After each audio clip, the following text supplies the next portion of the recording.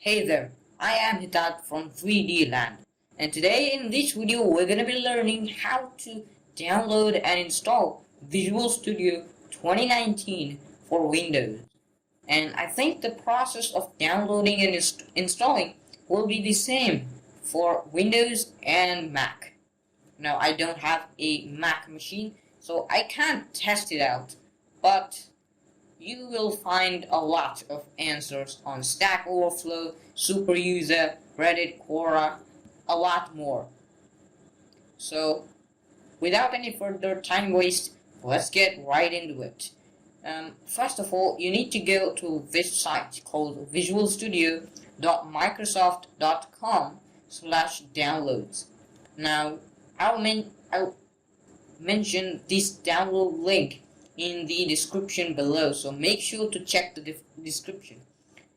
And the version we are going to be using is going to be the community version. And now I told in the last video that we're going to be using the community one, and if you haven't watched the last video, please make sure you do, because it is important to choose an appropriate IDE, and based on certain situations you use different IDEs.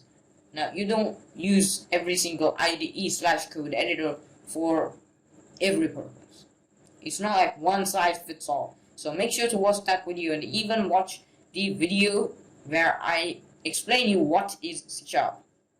First of all, just navigate to this web page and let's scroll a bit down, and you'll see the header downloads. Just go to the community section and hit the free download button. And when you click on that, this site will open up. And here it says a start a tutorial, personalize, and a lot of guide. But we don't need this.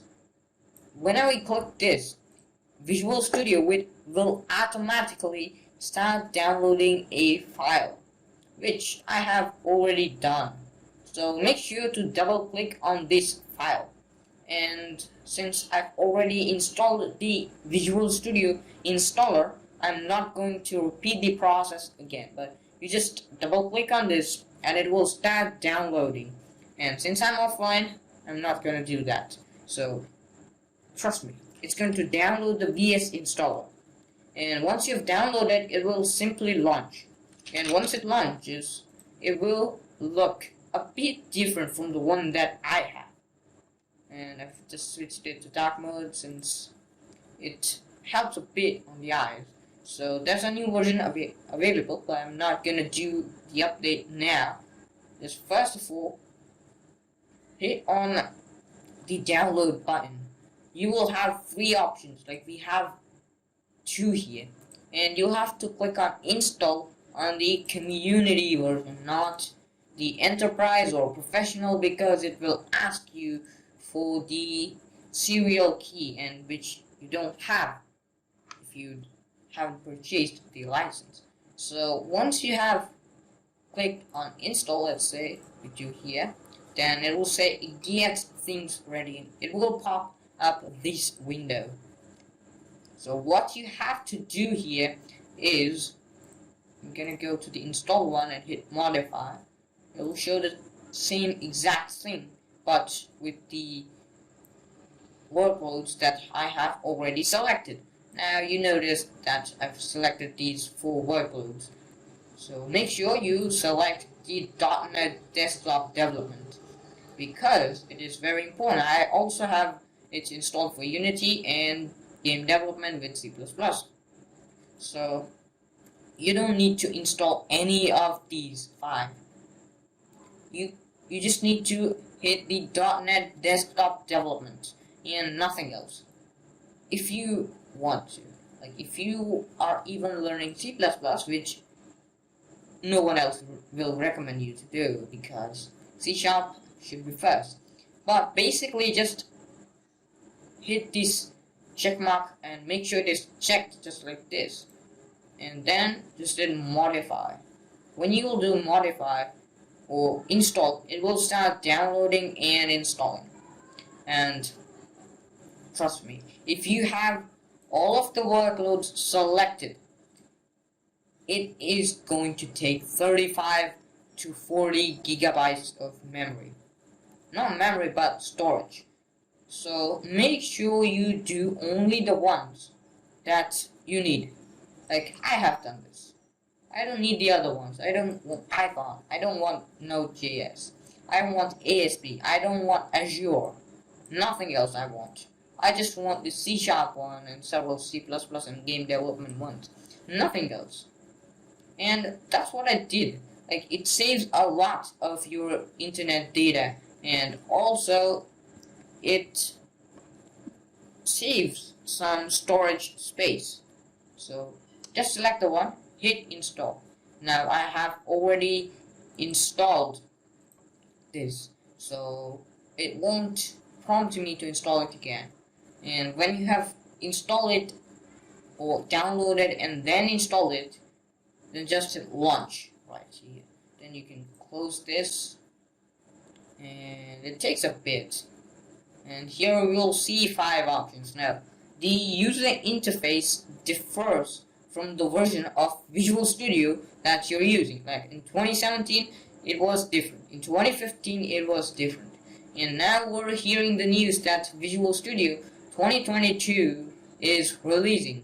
It's gonna be releasing in some matter of time. So we just need to focus on the main things, not the whole UI. So what you need to do is to click on create a new project, and here you'll see 3 filters, and I'm gonna select C#, and I have library selected because I have a lot of projects to do. So just go on console and you will see 2 of these. Now you need to have a basic understanding of difference between .NET Core, .NET Framework, and .NET Standard. They all 3 are different, and they are good at different things. Like the .NET Standard is good at making libraries. .NET Core is good at making console apps or non-GUI apps. Like non-GUI, you don't take it too seriously. Console apps don't have GUI or GUI, so they are considered to be the main target for .NET Core. And the .NET Framework to make GUI-based applications. Like you can even make console apps, but .NET Framework is really good at making platform-specific GUI code. So for now, we're gonna be using .NET Core.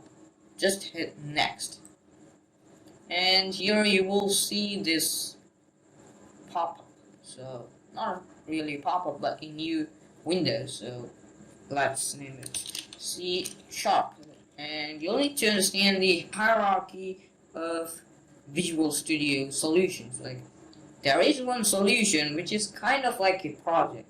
If you are trying to make, let's say, a trainer or like a cheat engine for a game, like that is for mod purposes and only for the games that support modding.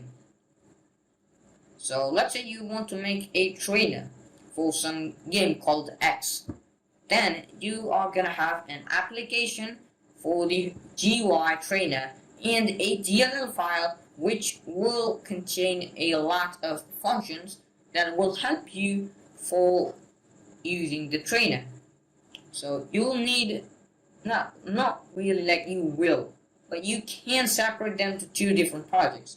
Projects output to anything. Like if you want them to output to an exe file or the executable application, not really exe, because on different platforms that is different, but for applications you have application project. For libraries you have DLL project, and even for console apps or the GUI apps, that really depends on you. So for now I'm gonna name it C#, and don't worry because we're gonna be making a lot of example projects where I'll teach you complete basics. So this is going to be a location. I'm going to select the one that I like the most, e-coding projects. That's why I store most of my projects. So let's just hit next, or you can just click on this to browse the location you want. So just click hit next, and it will prompt you to get a version, like which version you want to use. And for our purpose, we're going to be using the .NET 5.0, not really 5.0, because we're going to be using .NET Core 3.1.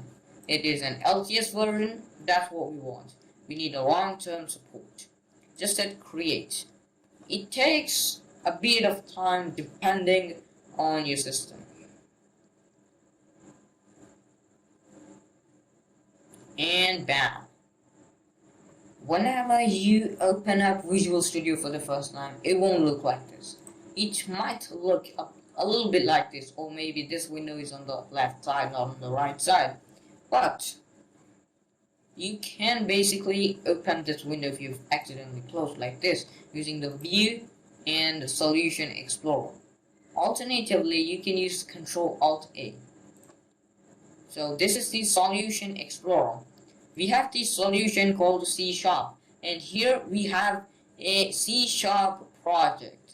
You need to focus on this. We have a C# application console app project.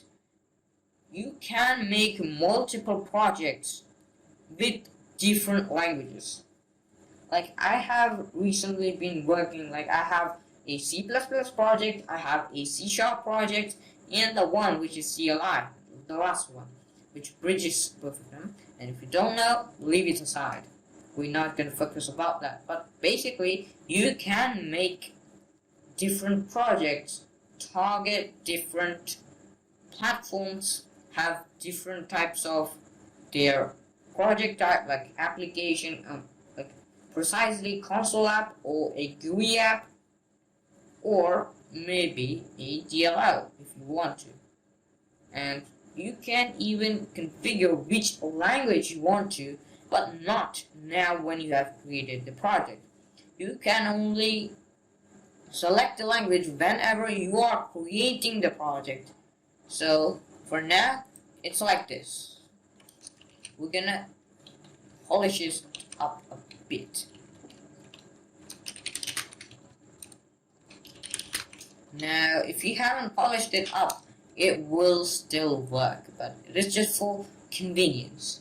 Now, instead of hello world, I'm gonna write hello YouTube.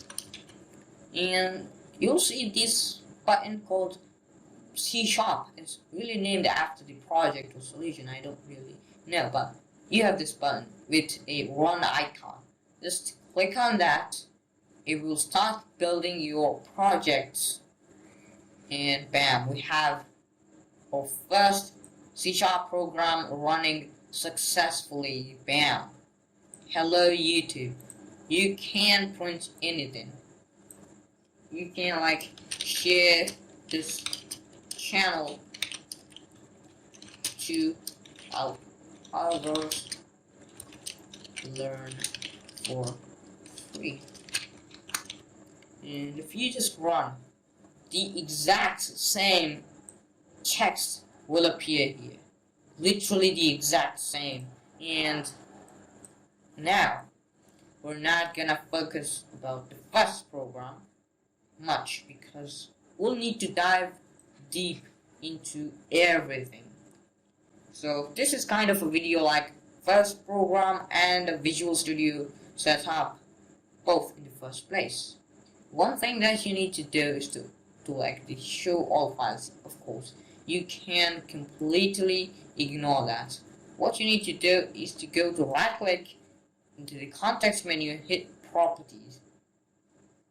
Inside of this, you can choose the target framework and the output type, which is a console, Windows, or class library. Class library is just like DLL. It's the DLL one. You can even have a default icon. For build, you can have one. I'm gonna use release because I mostly don't use that much debugging. And optimize code, that is good. And XML documentation, that's We don't want that.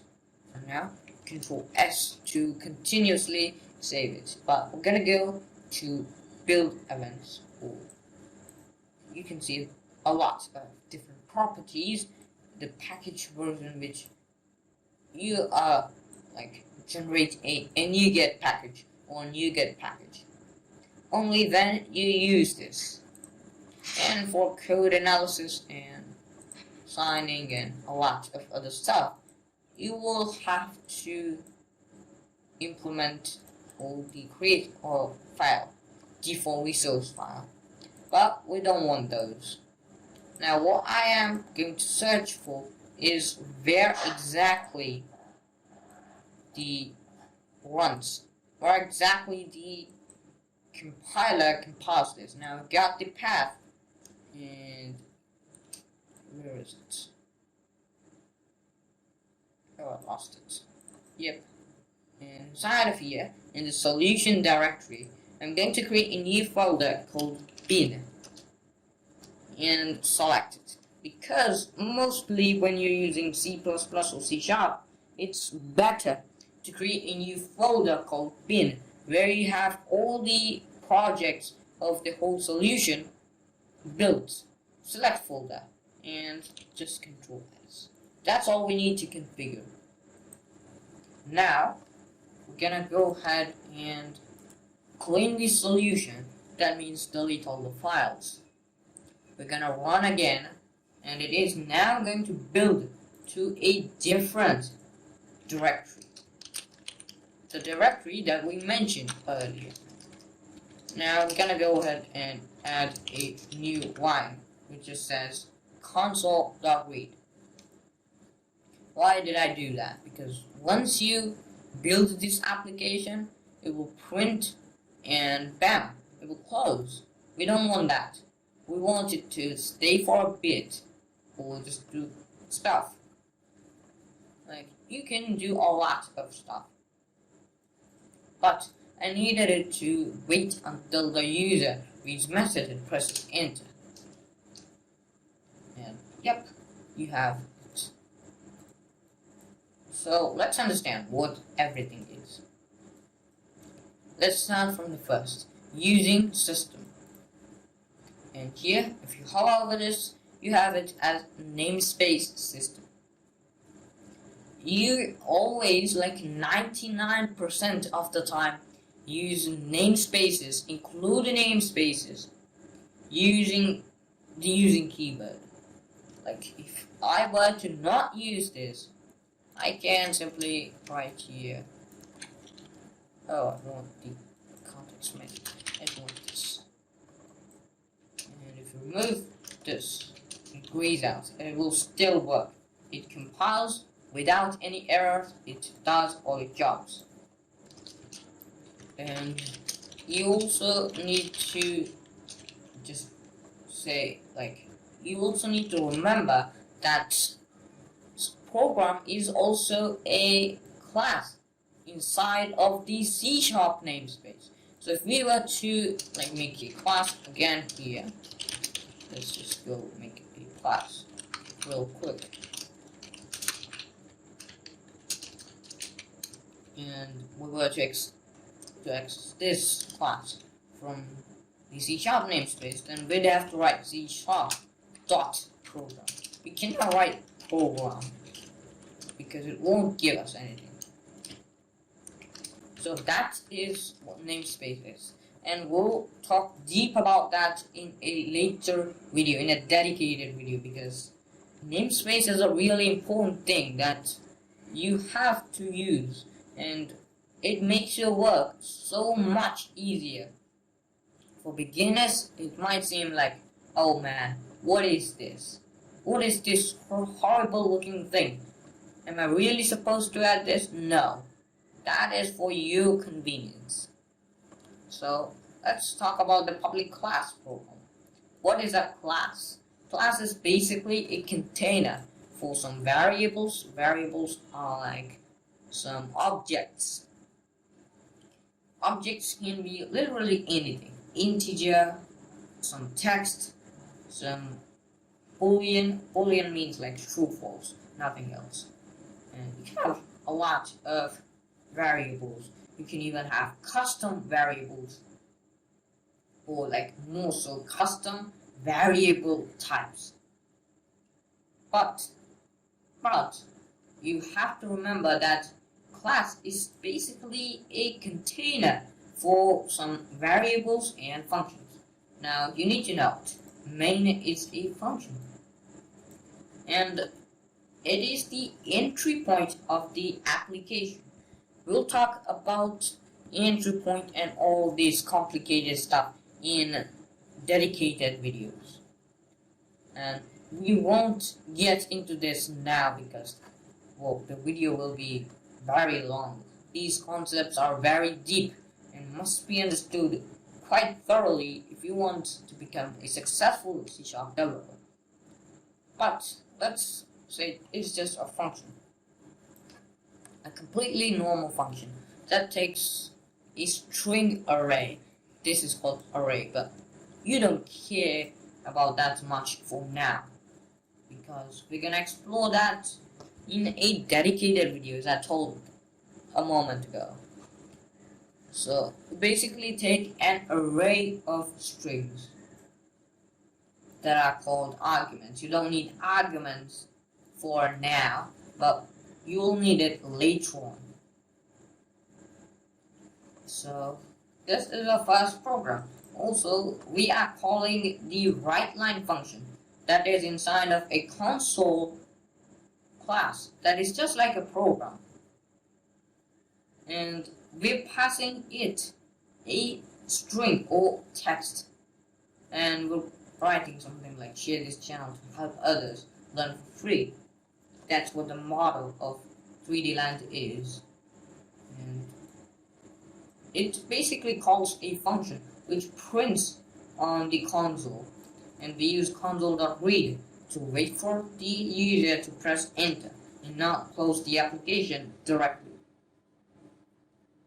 Okay, so now you should be clear with the first program. Now you don't need to be 100% clear, because we're going to explore all this stuff in later videos. We're going to be exploring each and every single concept in deep.